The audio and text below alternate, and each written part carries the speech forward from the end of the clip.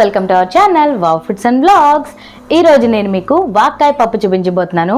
వాక్కాయలు health కి చాలా మంచిది. ఈ వాక్కాయలు వర్షాకాలంలో మాత్రమే దొరుకుతాయి. సీజన్లో దొరికే వెజిటేబుల్స్, ఫ్రూట్స్ తినడం వల్ల ఆ సీజన్లో వచ్చే చిన్న చిన్న రోగాల బారిన పడకుండా ఉంటామన్నమాట. అందుకనే సీజన్లో వచ్చే వెజిటేబుల్స్ని కనీసం వారానికి ఒకసారైనా తినడానికి ప్రయత్నించండి. ఇక మరి మనం రెసిపీలోకి వెళ్ళిపోదామా? Let's start.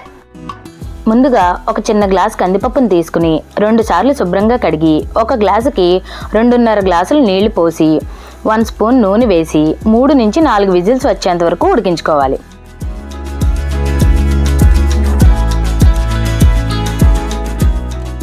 ఇప్పుడు వాక్కాయల్ని శుభ్రంగా కడుక్కున్న తర్వాత చిన్న ముక్కలుగా కట్ చేసుకోవాలి.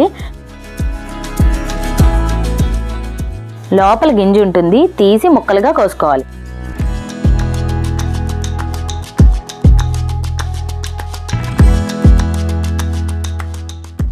ఈ వాక్కాయలు మామిడి ఉసిరిలానే పుల్లగా ఉంటాయి, అందుకని మీరు తినే పులుపును తగ్గట్టు వేసుకోండి. ఈ ముక్కలు ఒక గిన్నెలో వేసుకుని ముక్కలు మునిగే వరకు నీళ్లు, పచ్చిమిర్చి వేసి ఉడికించాలి.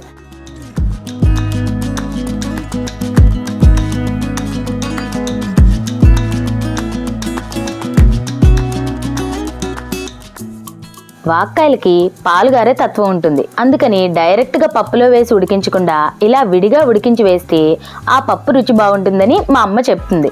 ఇప్పుడు ఉడికించిన పప్పుని గరిటెతో ఒకసారి మెత్తగా ఎనుపుకోవాలి.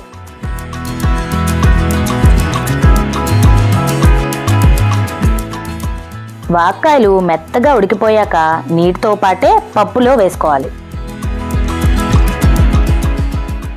స్టవ్ మీద పెట్టి 1/2 స్పూన్ పసుపు, రుచికి సరిపోయేంత ఉప్పు, 1/2 స్పూన్ కారం వేసి 10 నిమిషాలు ఉడకనివ్వాలి. అప్పుడే పప్పుకి పులుపు అనేది బాగా పడుతుంది.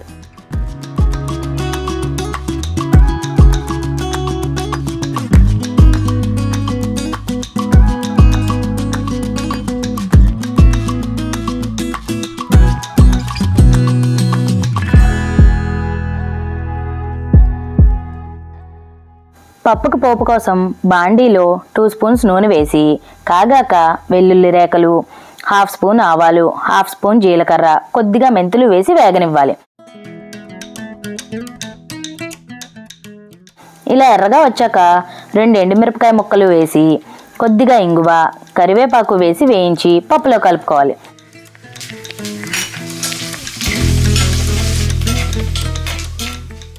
పుల్లటి పప్పులకి వెల్లుల్లి పప్పు చాలా బాగుంటుంది. అంతే, వాక్కాయ పప్పు రెడీ. ఎప్పుడూ ట్రై చేయకపోతే ఒకసారి ట్రై చేయండి. వేడి వేడి అన్నంలోకి నెయ్యి వేసుకుని వడియాలు కానీ చల్లమిరపకాయలు కానీ నంచుకు తింటుంటే సూపర్ ఉంటుంది.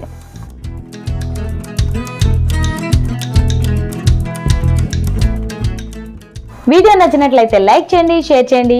మా ఛానల్ని ఫస్ట్ టైం చూస్తున్నట్లయితే సబ్స్క్రైబ్ చేసి పక్కనున్న బెల్ని ఆల్లో పెట్టుకోండి. అప్పుడు మేము వీడియో పెట్టిన వెంటనే నోటిఫికేషన్ వచ్చేస్తుంది. ఇంకొక రెసిపీతో మేము ముందుకు వస్తా. Thanks for watching. This is Aparna signing off.